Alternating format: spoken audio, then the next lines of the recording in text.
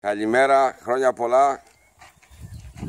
Καλό Πάσχα σε όλους τους Έλληνες, αδιακρίτως. Σας μιλάω από το Καστέλι Μεσαρά Καινουργίου, Ηρακλείου, Κρήτης.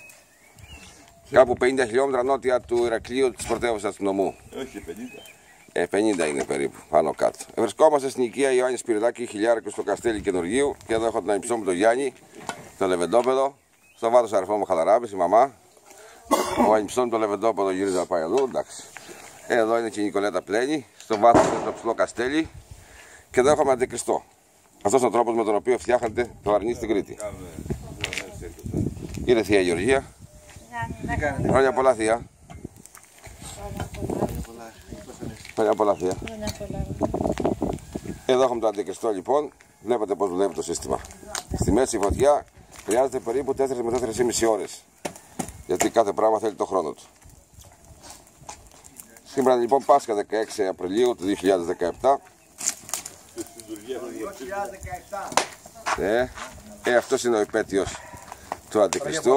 Χρόνια πολλά. Και περιμένουμε τώρα να φάμε και κοκορέτσι μετά από ένα 4ωρο. Είναι ένας πανέξυπνος τρόπος για να φτιάξει κανείς το κρέα του, διότι μπορεί να γίνει παντού. Δεν χρειάζεται σούβλες, ούτε σπάγι, ούτε σακοράφες, ούτε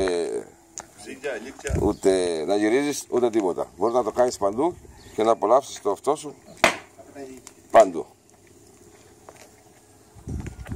Από την οικία χιλιάρικου στο Καστέλι, χρόνια πολλά σε όλους τους Έλληνες και ό,τι καλύτερο στην οικογένειά σας. Γεια σας.